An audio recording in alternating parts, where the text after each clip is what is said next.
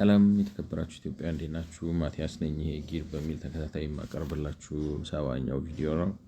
ዛሬ በፈረንጆቹ ቀኑ ኦክቶበር 15 ነው።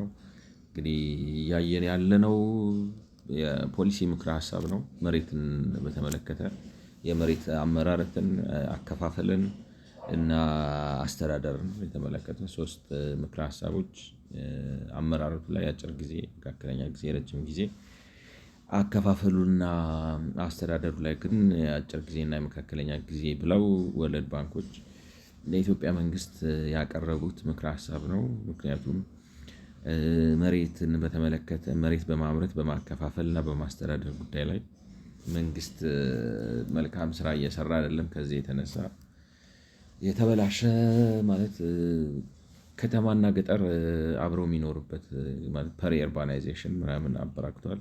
በአጠቃላይ ብዙ የዘረዘሯቸውን ችግር አስከትሏል በማለት ነው። እና እንግዲህ አሁን እዚህ በስተመጨረሻ መሬት አስተዳደርን በተመለከተ ከረጅም ጊዜ አኳያ የተወሰኑ ምክር ሀሳቦችን ያቀርባሉ። እና ያቆምነው መንግስት እንዴት አድርጎ ከመሬት ገቢ መፍጠር ይችላል የሚለውን ነገር እያነሱ ነው።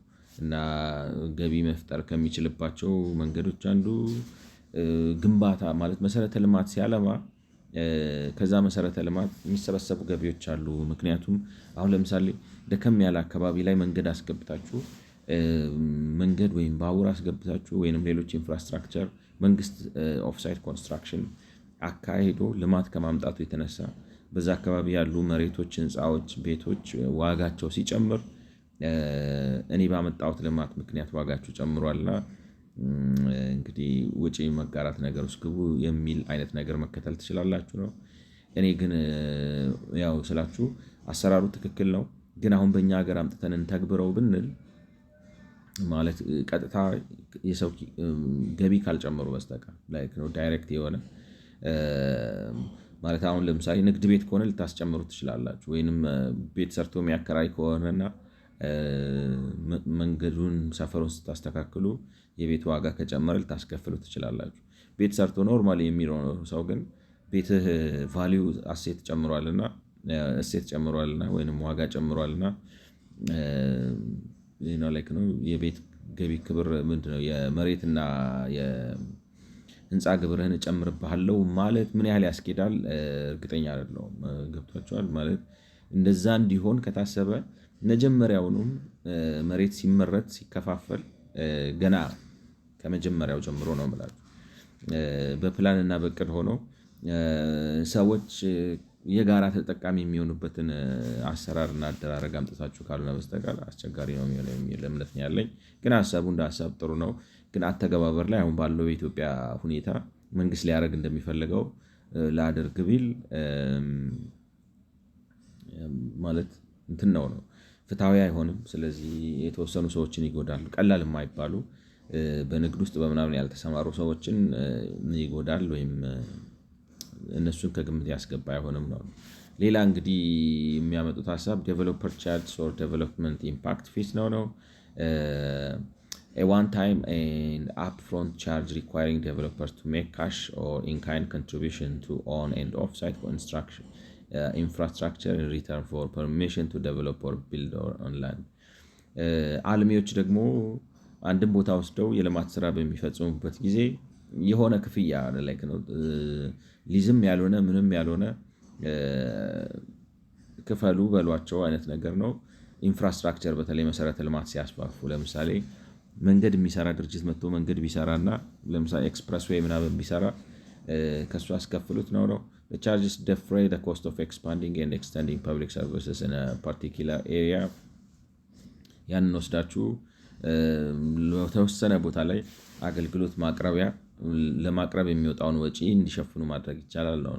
ግን እንዳልኳችሁ አሁን እንግዲህ አንዱ እንትን ምንድነው መሰላችሁ መረዳት ያለባችሁ መሬት አንድ ግብዓት ነው ለልማት ማለት ነው። ሁለተኛ ላይክ ነው ራሱ ደግሞ አሴት ግብዓቱ ቫልዩ ይጨምራል።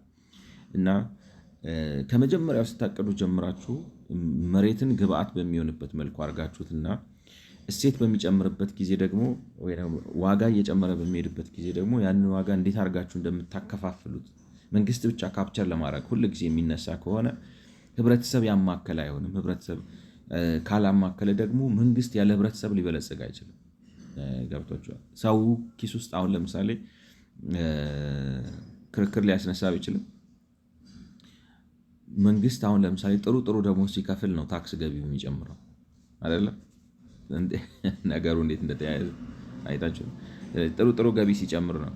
አሁን ለምሳሌ የሰውን ደሞዝ 100,000 ብታስገቡት 10% ስታደርጉ 10,000 ታክስ ታገኛላችሁ። ገብቷችኋል? ደሞዙን ካሳነሳችሁት ግን 10,000 ብር ስታደርጉ 1,000 ብር ነው ታክሱ። እና እንትን መሆን አለበት ነው ከግምት ውስጥ መስከለክ ነው። እንዴት ልበላችሁ? ህብረተሰብ ሲጠቀም፣ ህብረተሰብ ሲያድግ፣ ህብረተሰብ አምራች ሲሆን፣ ህብረተሰብ የመግዛት አቅም ፐርቼዚንግ ካፓሲቲው ሲያድግ፣ የመክፈል አቅሙ ሲያድግ ነው መንግስትም የሚጠቀመው። መንግስት ግን የህብረተሰቡን የመግዛት አቅም የህብረተሰቡን ሀብታም የመሆን አቅም ሳያግዝ በፊት አሁን እነዚህን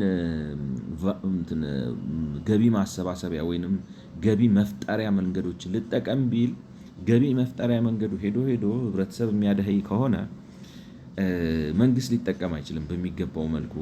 ነው በገንዘብ እጥረት ይመታል ነው ራሱ በገንዘብ እጥረት ይመታል። አደራረጉ ልክ ነው፣ ግን መሀል ላይ አምጥታችሁ ልትተገብሩት የምትችሉት ነገር አይደለም ነው ማለት። አሁን እንዴት ነው መሰለህ? አሁን በቀደም እያየው ነበር። ምን ያህል እውነት እንደሆነ እርግጠኛ ባልሆንም እኔ ያለማጋነን ካልተሳሳትኩኝ ትንሹን ማስታውሰው 45 ሳንቲም እያለ ነው ኦፊሻል ሬቱ ማለት ነው። 45 ሳንቲም ምናልባት እኔ እንጃ 80 ሳንቲም ምናምን 2.5 ኪሎ ሜትር በታክሲ የምትሄዱት ማለት ነው 2.5 አሁን 10 ብር አካባቢ ገብቷል። ግን 10 ብር አካባቢም ገብቶ የትራፊክ ኮንጀስሽኑን አልቀየረም። ምክንያቱም አንዳንድ ሰዎች ይሉ የነበረው ምንድነው የትርፍ መጠኑ ዝቅተኛ ስለሆነ ነው ሰው በትራንስፖርት መስክ መሰማራት የማይፈልገው ወዘተ የሚባል ነገር አለ። እና 10 ብር ብዙ ይመስለኛል። እኔ አሁን ለምሳሌ ሾርተስት ዲስታንስ በመንግስት ኦፊሻል ሬቱ 10 ብር ነው። እውነት ይሁን እርግጠኛ አላውቅም። ዝም ብሎ የወሬ እና 30 ብር ድረስ አይቻለሁ። ለምሳሌ እንዴት ልበላችሁ? አሁን ረዘም በፊት አጭር እንዴት ነበር ረሳሁት። አጭር መካከለኛ የሚባል ነገር ነበር እና ሎንገስት እኔ ከ2 ብር ምናምን በላይ ማስታወስ አይመስለኝም ሆነስትሊ ስፒኪንግ። አሁን ግን 30 ብር ምናምን ታያላችሁ። እና ሰውን ይታያችሁ እንግዲህ አንድ ሰው አሁን አንድ የሆነ ረዘም ያለ ዲስታንስ ከቨር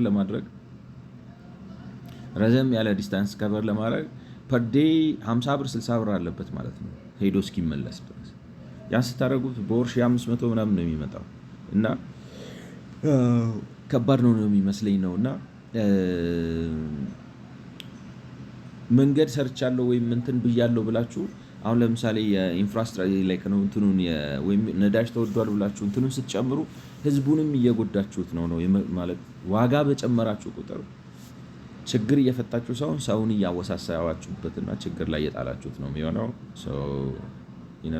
ፕሮብለም ነው። ግን ሀሳቡ እንደ ሀሳብ ያስኬዳል። ዴርፎር የአዲስ አበባን ችግር የምትፈታ የታክሲን ዋጋ በመጨመር አይደለም ለማለት ብዬ ነው ማለት። ምክንያቱም ስትጨምረውና በጣም አሁን ለምሳሌ አጭሩን አሁን 10 ብር የሆነውን 50 ብር ብታደርጉት ምናልባት ብዙ እና ገበያ ማግኘት ቢችል ገብቷቸዋል። ሴትሪ ፓሪበስ ማለት ሌሎቹ ነገሮች በሙሉ ኮንስታንት ሆነው አጭሩ 50 ብር ነው ቢባልና ሰውም ያንን ነው በቀላል ምንድን ነው የሚባለው 50 ብር ብታደርጉትና ሌላው አሁን ለምሳሌ የኑሮው ደረጃ ኢንፍሌሽኑ ምኑ የደሞዝ ክፍያው ባለበት ቆሞ የታክሲውን ክፍያ አጭሩን 50 ብር ብታደርጉት ምናልባት ብዙ ታክሲ የሚሰሩ ሰዎች ልታመጡና የትራንስፖርት ችግሩን ልትቀርፉት ትችላላችሁ። ችግሩ ግን እንደዛ ስታደርጉት የህብረተሰቡን የመክፈል አቅም ደግሞ በጣም እየጎዳችሁት ነው። ስለዚህ አንድ ሳይድ ልታስቡት አትችሉም። 50 ብር ማስገባት ነው በ50 ብር መሰራት የሚያዋጣ ከሆነ የትራንስፖርት ወጪውንም የሰውን እንግዲህ ምን ልበላችሁ 4,000 5,000 6,000 ማድረግ አለባችሁ እያንዳንዱን ሰው። እና ያ ደግሞ ካለው ከሀገር ተጨባጭ ሁኔታ ጋር መሄድ አይመስለኝም። እና አብረው መሄድ ያለባቸው ይመስለኛል። charge for building rights. Developers pay the municipality a fee for additional development rights, which funds infrastructure and other public. In some jurisdictions, developer can be to purchase in the form of higher floor area ratio, far from ratio from the city auction, as in the city of Sao Paulo. እስኪ ይሄን ላይክ ነው ምን ማለት እንደሆነ ቻት ጂፒቲ ያብራራው እንጂ ሀሳቡ ግልጽ አልሆነልኝም። ግን የሚመስለኝ ምንድነው አሁን ለምሳሌ የተሰጣችሁ ህንጻ አለ፣ ኮፒ ለማድረግ አስቸገረኝ። የተሰጣችሁ ህንጻ አለ እና የሆነ አዲስ ግንባታ ምናምን ላይክ ነው። አሁን ለምሳሌ በፕላን የሆነ ፕላን አውጥታችሁ በዚህ መሰረት ልሰራ ነው ምናምን ብላችሁ አስፈቀዳችሁ፣ በዛ መሰረት ሰራችሁ። ከዛ በኋላ ግን ኤክስቴንድ ማድረግ ብትፈልጉ ወይ ፍሎር መጨመር ብትፈልጉ ወይ ነገር ብትሉ አዲሽናል ክፍያ መክፈል እንድትከፍሉና ምን ለማድረግ ነው ሀሳቡ? የመንግስትን ረቨኒው ከፍ ለማድረግ ነው። ምክንያቱም አሁን እነሱ የሚሉት ዋናው ትኩረታቸው ምንድን ነው? መንግስት የሚገባውን ክፍያ ከመሬት እየሰበሰበ አይደለም ነው። መሬት ግን ከመሬት ግን ክፍያ ማይሰበስበው ለምንድን ነው? የሚያመርታቸውን 90% የሚሆኑ መሬቶችን ለልማት ስራ፣ ለኮንዶሚኒየም ግንባታ፣ ለአቅምን ያገናዘበ ርካሽ ቤቶች፣ ለጥቃቅንና አነስተኛ ለስራ ፈጠራ ለምናምን በሚል በተለያዩ ምክንያቶች በርካሽ ስለሚያከፋፍል ነው። ከሚያመርትበት ከስሮ ስለሚያከፋፍል ነው። እንደዚህ የሚያከፋፍላቸው መሬቶች ደግሞ በርካታ ናቸው። ስለዚህ እንደዚህ አይነት ሰውን የተለያየ መንገድ እየፈለክ መቀራረጡ እኔ ምን ያህል እንደሚጠቅም እንዴት ልበላችሁ። መንግስት እንትን ሆነ ነው የሚያደርገው። መንግስትን ይሄ ካርተል ነው የሚሆነው። መንግስት ካርተሎች፣ እነዚህ የማፊያዎች መንግስት ግብር ያስከፍላቸዋል። እነሱ ግን ይመጡና የጥበቃ ክፈሉ ይላሉ።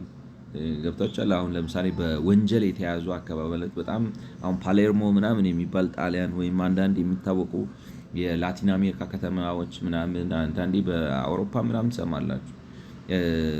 ለማፊያዎቹ የተወሰነ ክፍያ ካልከፈላችሁ ስራ መስራት እንዳትችሉ ማድረግ ይችላሉ። እና ፖሊስ ጋር ብትሄዱ ማስረጃ የለም የለ፣ አንዳንዴ ፖሊሶችም ጋር ይገባሉ።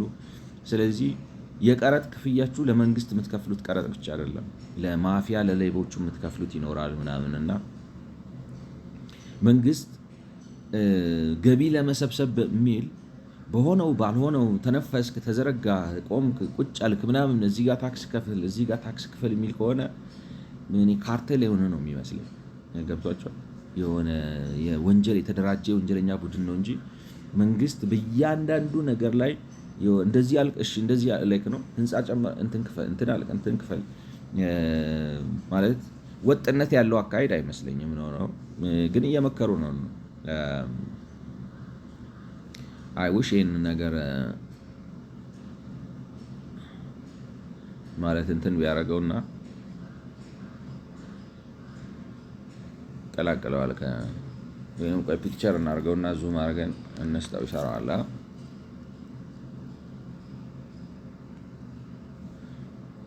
ክሮፕ አድርገን ማለት ይቅርታ።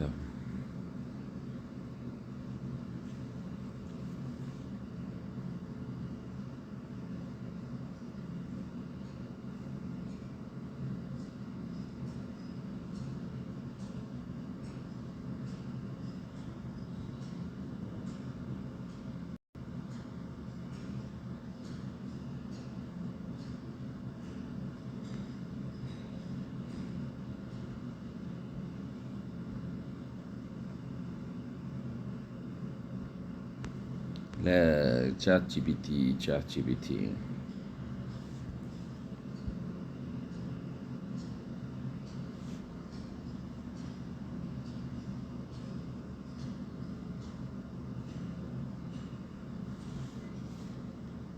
please unpack it for me.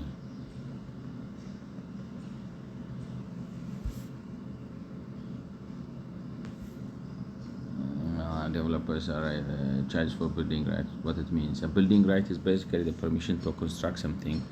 How tall, how big, how dense it's. Normally sits zoning law sets a limit. E.g., you can build only 5-story building, but the city might exactly. Developers pay municipality a fee for additional development rights, charge for building right, which funds infrastructure. In some jurisdiction can be cheap in form of higher floor area ratio, the ratio of a building total floor area to the size of the plot of land, with a far to allow the building with from the city action on rest, right? On rest, action the right to increase building density. The money collected goes into እንትን ነው ያው ይሄ እኔ ካርተል ኦፕሬሽን ነው የሚመስለኝ። እውነቴን ነው የምላችሁ። ልክ ነው እኔ እንዳልኩት ነው ማለት 4 ፎቅ ነው በዚህ አካባቢ የሚፈቀደው። ረጅሙ ፎቅ 8 ፎቅ ነው ምናምን ተብሎ የተፈቀደ አለ። ከዛ ይመጡና ምን ይላሉ? እዚህ አካባቢ አሁን 12 አድርገነዋል። እንትኑ ሴሊንጉን ፍሎሩን ሴሊንግ 12 አድርገነዋል። 4 ጨምሮ መገንባት የሚፈልግ ሰው ይሄን ያህል ክፍያ ይክፈል ምናምን ይላሉ። ይሄ አሁን ለምሳሌ ደንብ ምናምን የኢትዮጵያ የአዲስ አበባ መንግስት የሚያደርገው ምንድነው? ደንብ እናስከብራለን ብሎ 4 ፎቅ ከተባለ 5 ልታረጉት ስትሉ አገር ይያዝ ይላል ማለት ነው። እዛ ግን አይ ችግር የለም 5 ማድረግ ፈለግ የሆነ ክፍያ አምጣ አይነት ነገር ነው። ነው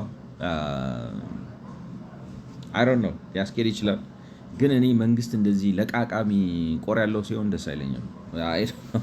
ጥሩ ፕራክቲስ ሊሆን ይችላል። ሳኦ ፖሎ ወይንም አሁን እንግዲህ የብራዚል ከተማ በዚህ የታወቀች ነች ነው። በቢዝነስ እስማማለሁ፣ ግን አንዳንድ ቢዝነሶች መታሰብ ያለባቸው ይመስለኛል። ኢንክሉዥነሪ ሃውሲንግ ኦር ኢንክሉዥነሪ ዞኒንግ developers provide the municipality with certain amount of low or moderate income housing in exchange for the right to construct. ይሄ አሁን እንግዲህ ባለፈው በዛ በጊሩም ላይ ስናነሳው የነበረ ነው። ለምሳሌ ሪል ስቴት ስትሰጡት ማንዳቶሪ ነገር ታስቀምጡበታላችሁ። ከገበያ ዋጋ በታች በርካሽ አቅርብ ብላችሁ ሬስትሪክት ታረጉታላችሁ። ለምሳሌ ምን ልበላችሁ አሁን መቼም በኮስት እኔ ጊርን ይሄ ጊር ያልኳችሁን ፋይናንሻል ፍሬምወርክ የሚወዳደር እስካሁን አልሰማሁም። እውነት ለመናገር ነው የምላችሁ። ምክንያቱም ቤት በኮስት ነው የሚያቀርበው ነው። እውነት ከሆነ ላይ ነው እንዴት ልበላችሁ፣ ፕራክቲካሊ መሬት ላይ አምጥተ ነው ሊሰራ የሚችል ከሆነና ባለሀብቶች ኢንቨስት አድርገው እዚህ ውስጥ ፓርቲሲፔት የሚያደርጉበት ከሆነ እኔ ደግሞ ይመስለኛል ከ60 ከ70% በላይ እርግጠኛ ነኝ። ምክንያቱም ቤት ብቻ አይደለም እዛ ጋር ሌሎች የንግድ ተቋማትንም ሰርተው ማከራየት፣ መሸጥ ወዘተ ወዘተ ይችላሉ። ስለዚህ ብዙ የሚጠቀሙት ነገር አለ።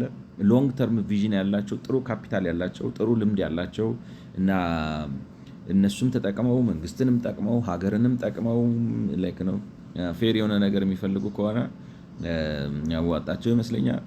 ግን እዚህ ጋር አሁን ኢንክሉዥነሪ ሃውሲንግን ወይም ዞኒንግ መጨመር አለብን ነው። አሁን ለምሳሌ 1000 ቤት ገነባለሁ የምገነባበት ቦታ ስጡኝ ብሎ ሪል ስቴት ዴቨሎፐር ሲመጣ ሌት ሰይ 200ውን ቤት ከገበያ በታች በዚህ ያክል ወርደህ በርካሽ ነው የምትሰጠው ብለህ አስገድዱት ነው። ጊር የሚለው ላይ ራሱ ቻት ጂፒቲም ይሄን ነገር ሪኮመንድ አድርጎታል። ማለት ጊር የሚለውን አይዲያ ዴቨሎፕ ስናደርገው እኔ ግን በኋላ ያመጣሁት የፋይናንሻል ፍሬምወርክ ነው ላይክ ነው ፕራይቬት ፐብሊክ ፓርትነርሺፕ ቫልዩ ካፕቸሪንግ ላይክ ዲሴንትራላይዝድ ፊስካል ዲሴንትራላይዜሽን እነሱን አካቶ የሚመጣው ጊር ኤፍኤፍ ያልኩት ነገር እሱ ፈንዳሜንታሊ የኢንክሉዥነሪ ሃውሲንግ ኤቭሪ ሃውሲንግ ውድ ቢ ኦልሞስት ነው የምላችሁ ኦልሞስት አንሌስ ዩ ሪኳየር ሳም ስፔሲፊክ እንዴት ልበላችሁ ማለት ነው ላይክ ነው የተወደደ ምናምን እኔ እንጃ ብቻ እንዴት ነው ውድ የሆነ ቤት የሚፈልግ ሰው ካልሆነ በስተቀር ለአብዛኛው ሰው በኮስት ልታቀርቡት ትችላላችሁ ነው። እና ያንን ይሄኛው ያሸንፈዋል። ግን ሀሳቡ ጊሩም ውስጥ አንስተነዋል። አሁን እነሱም ያነሱታል። ስለዚህ 1000 ቤት ስትገነባ ቢያንስ 300ውን አፎርደብል ሃውሲንግ አድርገው ነው። ግን አሁን ለምሳሌ ቅድም ባልናቸው ሌየር ጨምራችሁ የሊዝ ገና ስትሸጡ የምታስከፍሉት ከሆነ ላይክ አሁን እነሱ እንደሚደረድሩት ማለት ነው እዛ ላይ ኦፍሳይት ኤንድ ኦንሳይት ኮንስትራክሽኑ የሚጨምር ከሆነ እዛ ላይ እንደገና የስፔኩሌሽኑን የሚጨምር ከሆነ እና የሚሸጠው ከሆነ ስፔኩሌሽን አጥፋለት እያላችሁት ነው። ወይም ምናልባት ነው ብላችሁ ስፔኩሌት አታርግ፣ በኮስት ስጠው ነው። ግን በኮስት ስጠው ስትሉት ምን እንደሚያደርግ ታውቃላችሁ? የእነዚህን የ300ዎቹን ቤት ወስዶ ማን ላይ ነው የሚጨምረው መሰላችሁ? ሌሎቹ 700ዎቹ ላይ ጨምሮ ነው የሚያመጣው አይነት ነገር ላይ ነው። በሆነ መልኩ ኮምፐንሴት ያደርገው ነጋዴ አይደለም። እና ሀሳቡ ጥሩ ነው። ግን እኔ አሁን ይሄ ያመጣነው ጊር ኤፍኤፍ የሚለው ሀሳብ የበለጠ የሚበልጠው ይመስለኛል ነው። ከዛ እንግዲህ ሲቀጥሉ ኢፌክቲቭ ማለት ሆል ሀሳቡ ምንድን ነው? እንዴት አድርገህ መሬትን በመጠቀም አሁን ይሄ ታስክ ፎርስ አውጣጡ ከሚኒስቴር መስሪያ ቤቶቹ። ከዛ በኋላ ጥናት ያድርጉ። ከዛ በኋላ የሙከራ እቅድ ያምጡና ይተግብሩ። ያ የሙከራ እቅድ ውጤታማ ከሆነ በሀገሪቱ በሙሉ ይተግብሩት ነው። Can you imagine how many years it's going to take them to pilot test this project? Like years and years. ገብቷቸዋል። አመታት ነው እና እንትኑ ሊለቁ ሁሉ ይችላሉ ሰራተኞቹ። እና እኔ ያው ዝም ብለው ባጭሩ ከሌሎች ሀገሮች ልምዶች ተማሩና ገቢ ለማሰባሰብ ሞክሩ ነው። ገቢ ማሰባሰቡ መንግስት የጠፋው አይመስለኝም። አሁን እኔ አለክ ነው የመንግስት ችግሩ ስትራክቸራሊ ነው እንጂ ማሰብ የተቸገረው። እንደዚህ አይነት ነገሮች ኑሮ ያስወድዳሉ፣ ህይወት ያስወድዳሉ። ኦልሬዲ ኑሮ ራሱ ተወዷል። እሱ እያሳሰበው ነው እንጂ እነዛ ነገሮች እየጠፉት አይመስለኝም። Effective management requires public support. In the medium term, government should develop and implement a comprehensive urban land communication and consultation strategy integrated at the federal, regional, and city government level. It should be explicitly tasked with the removal of constraints and provisions of incentives that secure public support. Suggested policy measures include እንግዲህ ከህዝብ ጋር ተገናኝቶ በመስራት አብሮ በመግባባት ላይ የተመሰረተ ይሁንና ከፌደራል ከክልል ምንድነው ከታች ከከተማ አስተዳደሮች ጀምሮ እስከ ክልል ከዛ ደግሞ ከፍ ብላችሁ እስከ ፌደራል ድረስ በተቀናጀ መልኩ ምክክር መግባባት ነው ተግባቦት ነው ምናምን የሚደረግበትና ያሉትን ማነቆች ሁሉ በሚያስወግድ መልኩ እንዲሰራ በአጠቃላይ ህዝብ ይሳተፍበት ነው። ህዝብ ግን ገብታችኋል? ህዝብ ያለን የፖለቲካ ስርዓት ህዝብ አሳታፊ ነው ማለት ዝም ብለህ እናቶች ምናምን የራስን ካድሬ በዚህ ምናምን ልትሰበሰብ ትችላለህ። እሱ ብቻ ነው። የህዝብ ዳይናሚሲቲን ገለህ በፖለቲካ ነው ማለት እና ህዝብ አሳተፍ እኔ እንዴት አይነት ነገር እንደሆነ አይገባኝም። ግን ሀሳቡ እንደዛ ነው። develop clear communicable rationale for long pricing policies for land develop clear communicable rationale for land pricing policies founded on the principle of cost recovery with market pricing for strategic businesses and housing sites. Founded on the principle of cost recovery with market pricing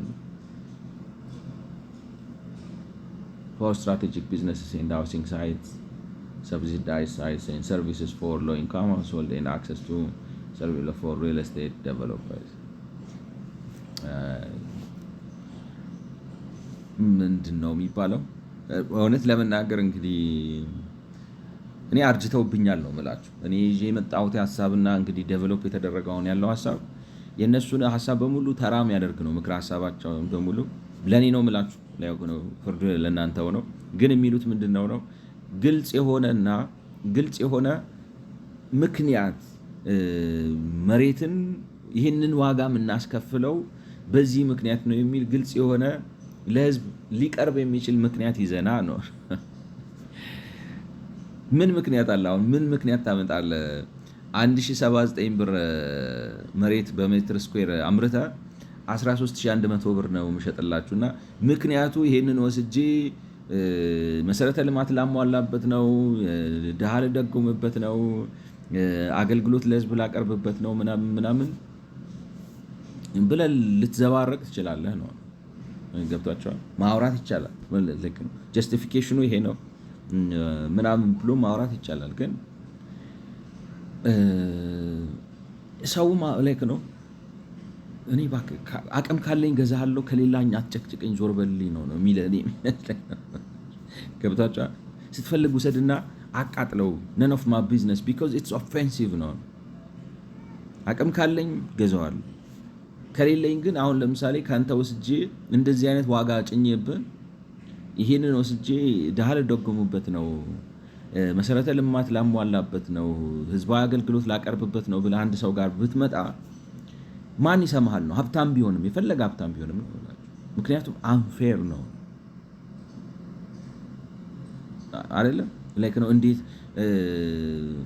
ላይክ ነው 12 ታይምስ ፐርሰንት ላይክ ነው 12 ታይምስ 12 እጥፍ ትርፍ በምን ጀስቲፋይ ታደርገዋለህ? ማርኬት ፕራይሲንግ ላይክ ነው ሰብሲዳይዝ ሳይዝ ኤንድ ሰርቪስ ፎር ሎው ምናምን ብለህ ብትለው ለእንደዚህ ነው ላይክ ነው ዋጋዬን አስመልሼ ከዛ ላይክ ነው የገበያን ዋጋ ተጠቅሜ አንዳንዶቹን ለመደጎም ነው እንዲህ ለማድረግ ነው ብለህ ለህዝቡ ጋር ብትመጣ እኔ የሚሰማ አይመስለኝም የሚል እምነት ነው ያለኝ። ያው ሰው ላይክ ነው ሲችል ይገዛል፣ ሳይችል ማለት የምታወራው ኮሚኒኬሽን ኢትስ ኢንዲፈረንት ነው። ምክንያቱም መሬት በትርፍ ነው የምሸጠው ማለት ግን በትርፍ ነው የምሸጠው ሲባል ለምሳሌ 10%ን ብቻ ወስጄ ላይክ ነው ዲማንድ ሾርቴጅ ሰፕላይ ሾርቴጅ በጣም አደገኛ ሰፕላይ ሾርቴጅ ፈጥሬ በዛ በፈጠርኩት የሰፕላይ ሾርቴጅ ምክንያት የመሬቱን ዋጋ ላይ ጣራ አውጥቼው በገበያ ዋጋ ነው የምሸጥልህ ብትል እንዴት ይሆናል ነው እንዳልኳችሁ እንትን ነው እኔ የሚሰራ አይመስለኝም። ግን ሀሳብ ላይክ ማስረዳትም አይፈልግም ነው ሰው። ይገርማቸዋል ብዙ ጊዜ ይገባዋል እኔ እንኳን ሰው እንስሳ ነው። Promote a strong short, medium and long-term communication and public education program that builds knowledge and understanding of the rationale of urban land policies, land laws and land administration like ነው የመሬት ፖሊሲዎችን የህጎችን የአስተዳደራዊ ደንቦችን እና ምናምን ህዝቡን እንዲረዳው ኮሚኒኬሽን ምንድነው ህዝቡን አስተምረው አሰልጥነው ግለጽለት ከዚህ የተነሳ ነው ምናምን ምንድነው መገልጽለት። አሁን የኢትዮጵያ ህዝብ ምን ይልሃል ነው ምን ይበል መጣውን እንትን ትላለቁ ትለፈልፋል ያለይከ ነው አንድ ጭንቅላት ካልተስተካከለ በኢትዮጵያ ውስጥ ያለው ዋናው ትልቁ ቅራኔ ትልቁ የዚህ ሀገር ምናምን ችግር የብሔር የነገዶች እኩል አለመሆን ነው ምናምን ብላ ልታወራ ከዛ ደግሞ የራስህን የአይጥ ምስክር ድንቢጥ የሆኑ ሰዎች አምጥተህ እነዚህን ድንቢጦች አስቀምጠህ ልታስመሰክር ትችላለህ። ልክ ነው በጣም እያጨበጨብኩ አበድኩ በጭንቅላቴ ቆምኩ ምናምን የሚለው የራስህ ድንቢጦች አምጥተህ ልታስመሰክር ትችላለህ። ከዛ እንደገና ብለህ አዋጅ ልታወጣ ትችላለህ። የሊዝ ፕሮክላሜሽን ብለህ ዓላማው ከተሜነትን ማሳደግ ነው፣ መሬትን በፍትሃዊነት ማቅረብ ነው ወዘተ ወዘተ ብለህ ልትንቦጣረቅ ትችላለህ። ከዛ ደግሞ እንደገና መጥተህ ልማታዊ መንግስት ስለሆንኩኝ ቅድሚያ የምሰጠው የጋራ መኖሪያ ነው የወጪ መጋራትን ታሳቢ ባደረገ ምናምን ብለህ እንዴት ነው ሊያስረዳ ይችላል። በዚህ መልኩ ይሄ ህግ ያወጣውበት ማስተዳደርበት ፖሊሲ ምናምን ይሄ ነው ብለህ ልትል ትችላለህ። ይላልም ነው እኮ አሁን መንግስት ብትሄዱ ከላይ ከህገ መንግስቱ ጀምሮ ስለ ሊዝ ፕሮክላሜሽኑ በየከተማው ስለሚያደርገው የመሬት አስተዳደር አስፈጽመዋለሁ ብሎ ስለሚነሳው ህግ ምናምን የራሱ ራሽናል ያመጣል፣ ያወራል፣ ይዘባርቃል፣ ያዙኝ ልቀቁኝ ይላል። ሰው ግን ግድ ይሰጠዋል ወይ ነው ለኔ። ያው ጉልበት ስላለ ስለማልችል ተከራክሬ ስለማላሸን ምንም ስለማላመጣ ከቻልኩኝ በዚህ በበሽቃጣና በሞተው ሙግትህ ምናምን ብለህ እቺ ጭል እያለች የምታጥመጣት መሬት ካለች እሷኑ ገዝቼ እጠቀማለሁ። እሱንም ከከለከልከኝ ከቻልኩ ኮንዶሚኒየም ገዛለሁ፣ ካልሆነ ኩሽና እኖራለሁ ምናምን ብሎ ሰው ላይክ ነው ኢትስ ናት ፓርቲሲፓተሪ ህዝብ የሚያሳትፋል ልቡን ልቅ የሚያደርግ ነው አይደል? እኔ እንደሚመስለኝ ነው የምላችሁ። ላይክ የራሴም ምንድን ነው የሚባለው የራሴን ኦብዘርቬሽን እናንተ ላይ ኢምፖዝ ማድረግ አልፈልግም። ግን እኔ የሚታየኝና የምረዳው መንግስት የኢትዮጵያ መንግስት ሰላምና ደህንነት ምናምን በማስከበር ምናምን በጣም ጥሩ ሪከርድ አለው ብዬ አስባለሁ። ላይክ ነው ሴንቸሪ ሶልድ ዘመናዊ መንግስትነት ላይ ግን እኔ እንጃ 2 ከ10 ምናምን ነው የሚያገኝ የሚመስለኝ። በቃ አይሻሻልም ነው ሞደርን መሆን የሚችል መንግስት አይደለም። ለምን ሁል ጊዜ እኔ እንጃ እንግዲህ የእውቀት ችግር ያለበት ይመስላል። ስለዚህ እንደዚህ አድርግ አቋቋም እያደረገ ነው። አሁንም ነው ምለን እኩልነት ዋናው የቅራኔ ምንጭ ይላቸዋል። ሰው ነገድ ለይቶ ሲጋደል የነበረ ይመስል በዚህ ሀገር ነው። ትላንትና መጥቶ ደግሞ ለዚህ develop an in-house knowledge base as well as supplying information to the public about urban real estate market. This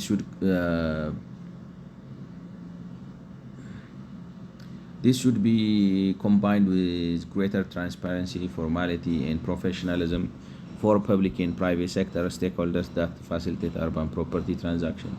መረጃ ስጠው ነው።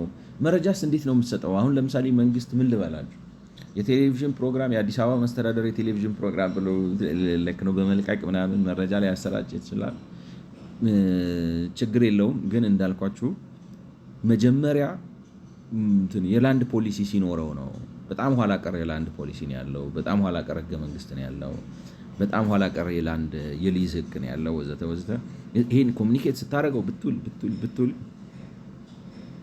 ሰው ጉዳዩ የሚሰጠው አይመስለኝም። ሰው የሚታየው ቤት ፈልጋለሁ ማለት ተወርቶ ተናግሮ ሲጨለቅ ህገ መንግስት ብለ ፖሊሲ ብለ አዋጅ ብለ ደንብ ብለ ወዘተ ብለ ስትጨርስ ሰው የሚፈልገው ምንድን ነው? ቤት ምገዛበት ገንዘብ ያስገኝልኝ። ከዛ በኋላ ቤት ለመግዛት ሲሄድ ገቢን የሚመጥን ቤት ማግኘት እችላለሁ። አለቀ። ያንተ ቲዮሬቲካል ሳውንድነስ ኤክስፕላኔሽን ምናምን መጨረሻ ላይ መሬት ላይ ወርዶ በዚህ መልኩ ካልተተረጎመ ትርጉም የለውም፣ ደንታም አይሰጠውም ሰውን።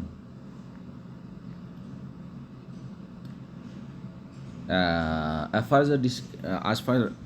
further discussed in the housing finance recommendations, government should create a real estate regulatory authority to increase confidence and transparency in the market. የሪል ስቴት ገበያው በቤቶች ፋይናንስ ሪኮመንዴሽን ላይ እንደተመለከተው እንግዲህ ቀጥለው ነው የሚመስለኝ ሃውሲንግ አሁን ቀጥለው የሚያወሩት ስለ ቤት ስለሆነ አሁን ስለ መሬት ነው ያወሩት።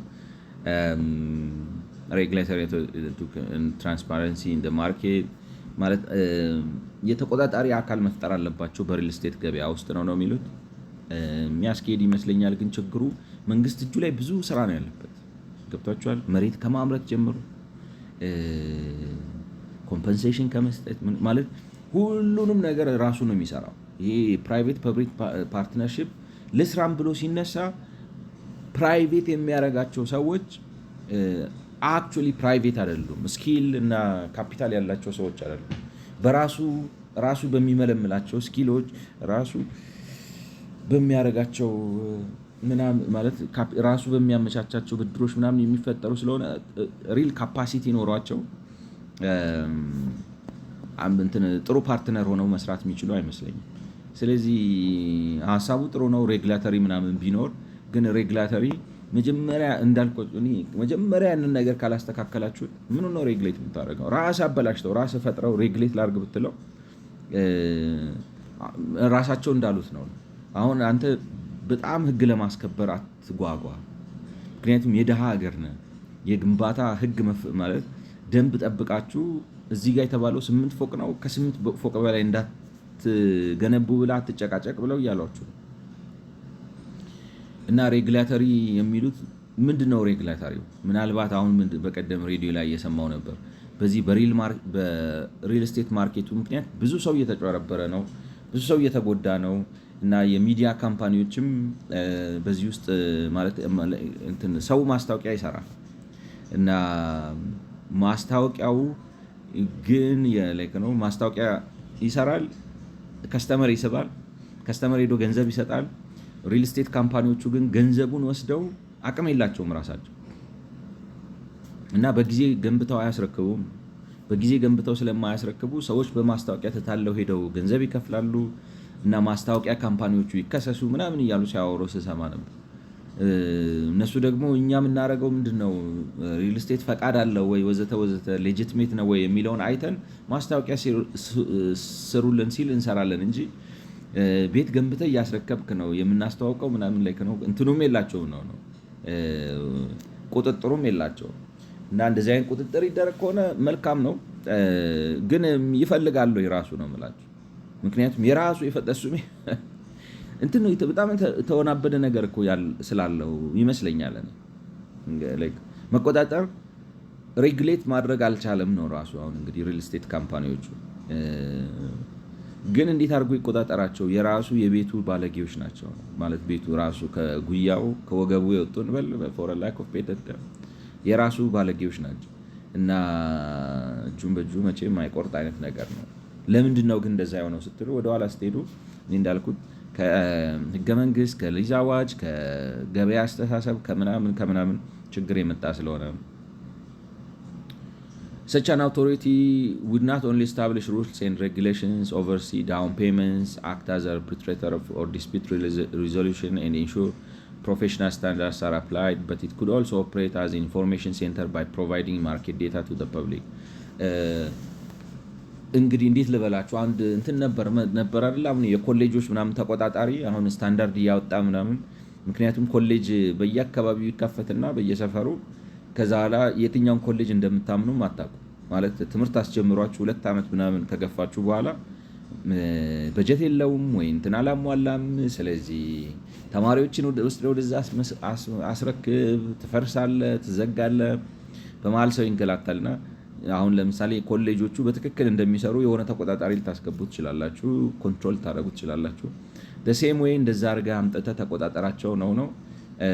ሀሳቡ ጥሩ ነው። ሬጉሌተሪ ሪል ስቴት ማርኬቱ ሬጉሌት መደረግ አለበት። but like I doubt if the real estate market itself is an actual market መንግስት አይደለም ወይ ራሱ ማርኬቶቹ እነዚህ አሁን ሪል ስቴት ዴቨሎፐር የሚባሉት በአብዛኛዎቹ ሰዎች የመንግስት ፍልፋዮች አይደሉም ወይ ከመንግስት ውስጥ የወጡ አይደሉም ወይ? ስለዚህ እንደዛ በሆነበት መንገድ እንዴት አድርጋችሁ ልትቆጣጠሩ ትችላላችሁ? ቢካዝ ራሱ ላይ ሊጨክን ነው ያንን ለማድረግ ምክንያቱም ብዙ የተያያዘ ነገር አለው። ሰው እኔ እንደዛ ነው የሚመስለኝ ካልተሳሳትኩ ነው የምላችሁ። ምክንያቱም እኔ ብዙዎቹን ኮንስትራክሽን ካምፓኒዎች ያየዋቸው ይመስለኛል ነው የምላችሁ። የግንባታ ምናምን ድርጅቶች ጤናማ የኮንስትራክሽን ካምፓኒ ድርጅቶች አሉ። ላይክ ነው ገበያ መር አይደሉም። ገበያ የወለዳቸው ነፃ ሰዎች አይደሉም። በተለይ በዚህ በብሔር ፖለቲካው ምናምን ተብሎ የብሔር ህልውና መገለጫ ምናምን ናቸው። ልክ እንደ ባንኮቹ ማለት ነው። ኢትዮጵያ ውስጥ እኮ ይገርማል። ላይክ ነው ለምን ይመስላችኋል? አሁን አማራ ባንክ ነው ዝም ብሎ እኮ አይደለም ከፖለቲካው ወርዶ እኮ ነው የሚመጣው። ኳስ እንኳን እንደዛ ሆኗል እየተባለ ሁሉ ነገር በብሔር ሁሉ ነገር ማለት ማደራጀት በቃ እንዳለ እንትን ውስጥ ገባ ነው ፐርኮሌት አረገ ብዙ ነገር ውስጥ። ስለዚህ ኢትስ ናት ማርኬት እንዴት አድርገህ ሬጉሌት ታደርገዋለህ? ያንተ እንደዛ እያደረገ እኔ እንደዚህ ታደርገኛለህ ምናምን ነው የሚመጣው ነው። በፍጹም ያንን እኮ ማፍረስ አለብን። ሰው ግን የታየው አይመስለኝም አደጋው የተፈጠረው ችግር ነው ላይክ ነው Such an authority and corresponding regulatory framework could help to transform informal operators in the real estate market into more transparent, accountable and reputable private service providers. ስለዚህ አሁን የሪል ስቴት ካምፓኒዎቹ የሚሉት ለምሳሌ ገንዘብ እንትን ልንገነባ ነው። አሁን ስሰማ ምንድን ነበር ሊዝ ልትጫረቱ ስትሄዱ አቅም ማሳያ የሚባል ነገር ከባንክ ማምጣት አለባችሁ። ለምሳሌ ምን ያህል አሁን ለምሳሌ ለምትጫረቱበት ዋጋ የሚያበቃ ባንክ ውስጥ ምን ያህል ተቀማጭ ብር አለ፣ በስማችሁ ምን ያህል ብር አለ፣ የባለፈው አመትና 2 አመት ትራንዛክሽናችሁ ደግሞ ምን ይመስላል፣ ስንት ብር ገባ፣ ስንት ብር ወጣ፣ እንቅስቃሴያችሁ ምናምን አይተው ሪሊ ይሄ ሰውዬ ጨረታ ቢወዳደር ከፍሎ መግዛት ይችላል ወይ? ምክንያቱም አሸነፍኩ ብሎ ይጠፋል ማለት ነው ሰው እና በግለሰብ ደረጃ እንደዚህ የሚሆን ከሆነ ሪል ስቴት ካምፓኒ ተብሎ ሲፈቀድለት ካፒታሉ ስንት ነው? ሪሊ እንትኑ እዳው ምን ያህል ነው? ሪፔመንቱ ምን ያህል ነው? ኢንተርናል ኢንስቲትዩሽናል ካፓሲቲው ምን ያህል ስታፍ አለው? ምን ያህሎቹ ምን ያህል ልምድ አላቸው? ምን ያህሎቹ በየትኛው ዲግሪ በየትኛው ማስተርስ ምናምን የተመረቁ ናቸው? ትራክ ሪከርዱ ምን ይመስላል? ከዚህ በፊት ምን ሰርቷል? ምን አድርጓል? ላይክ ነው ዴድላይን ሜንቴን ያደርጋሉ? ምን ያህል ይሄንን ሬጉሌት ማድረግ አለበት። ይሄን ሬጉሌት ለማድረግ ግን መንግስት ራሱ ገበያ ሞር መሆን አለበት እኔ እንደሚመስለኝ። ግን መንግስት ገበያ መር ነው ወይ? አይደለም። እነዚህ የምናያቸው አብዛኛዎቹ የኮንስትራክሽን ድርጅቶች የፖለቲካው ተቀጽላ ናቸው። በሱ እየተጎተቱ የሚሄዱ ናቸው። የፓርቲ አፓራተስ ናቸው በአንድም በሌላ መልኩ።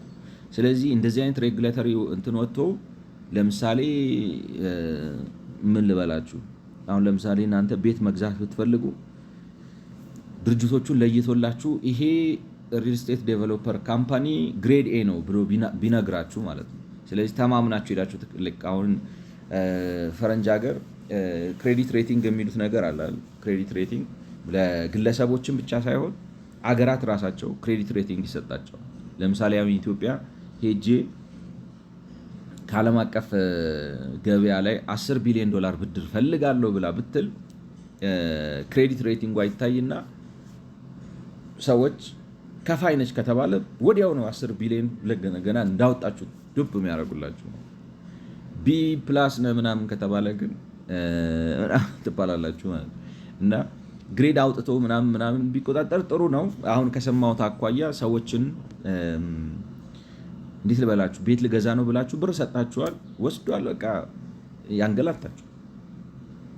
ግን ያንን ሰውዬ እንዴት አድርጋችሁ ነው የምትቆጣጠሩት? ፖለቲካው አይፈቅድም ነው እኮ፣ ገበያ መር አይደለም። እንዴት ብዙ ችግር እንደፈጠረብን ሰው ልብ ያለው አልመሰለኝም። Two international examples are provided later in the report. Thailand's Real Estate Information Center ሁለት ዓለም አቀፍ ምሳሌዎችን በዚህ ረገድ አዘጋጅተናል ነው። የታይላንድ የሪል ስቴት መረጃ ማዕከል የሚባል ቦክስ 10 ላይ የኢንዲያ የሪል ስቴት ተቆጣጣሪ ባለስልጣን የሚባል ቦክስ 12 ላይ አለ። The proposal is that the country created in Ethiopia the authority created in Ethiopia would incorporate functions from both examples እና ሀሳቡ ምንድነው? ከታይላንድም ከዚህ እንግዲህ ኢንፎርሜሽን ሴንተር የሪል ስቴት ኢንፎርሜሽን ሴንተር ከተባለውና የህንድ የሪል ስቴት ተቆጣጣሪ ባለስልጣን ያሉትን ልምዶች ወስዶ እንዲሰራ ነው። ሬጉላተሪ እንትን ይኖረው ጥሩ ነው። እኔ ግን መንግስት የሚፈልግ አይመስለኝም ማለት ማውጣት ነበረበት ድሮ። ግን እሱ እንዳልኳችሁ እኔ ይሄ ቢሮክራሲያዊ ካፒታሊዝሙ የውሸት የሪል ስቴት ካምፓኒዎች ነው የተፈጠሩት ነው። ውሸታቸው እኮ በጣም ነው የሚጎርሩ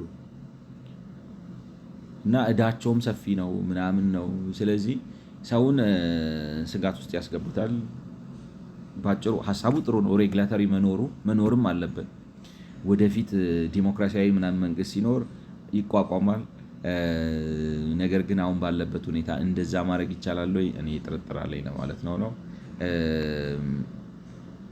እንግዲህ የሚቀጥለው አፎርደብል ሃውሲንግ በሴፐሬት ቪዲዮ እንደ አዲስ ልጀምረው ብዬ አስባለሁ። ስለዚህ በዚህ ለአንዱን ጨረስን። እንግዲህ ጠቅለል አድርጋችሁ ስታዩት ከላንድ አኳያ የሚሉት ምን እንዳሰብኩት ታውቃላችሁ? አንድ መጨረሻ ላይ ስጨርሰው ከጨረስኩት እንግዲህ እግዚአብሔር በማሊውን ነገር መጥቶ ቃል አቋረጠ። ከጨረስኩት አንድ የሆነ ወጥ የሆነ ነገር ጽፌ እሱን እዚህ ጋር ቁጭ ብዬ አነበዋለሁ። ግን እስከዛ ድረስ ዝም ብሎ ጠቅለል አድርጎ ለማድረግ መሬት ማምረት፣ ማከፋፈል እና ማስተዳደር በተመለከተ ነው የተባለው። እንዳለ አሁን ስለ ላንድ ያሉት ነገር እና ብዙ ጉዳዮች አንስተዋል። እንግዲህ ከሚያነሱት ማለት ዋናው ፖይንቱ ምንድን ነው? አቅምን ያገናዘበ ሲባል ለምሳሌ ኮንዶሚኒየም ብቻ አይደለም፣ የሰውን የመግዛት አቅም ያገናዘበ እና የቤት ፍላጎት፣ የከተሜነት ፍላጎት ከግምት ውስጥ ያስገባ መሬት የማቅረብ ችሎታ የለውም ነው መንግስት። ስለዚህ ጥሩ አድርጎ አያመርትም፣ ጥሩ አድርጎ አያከፋፍልም፣ ጥሩ አድርጎ አያስተዳድርም።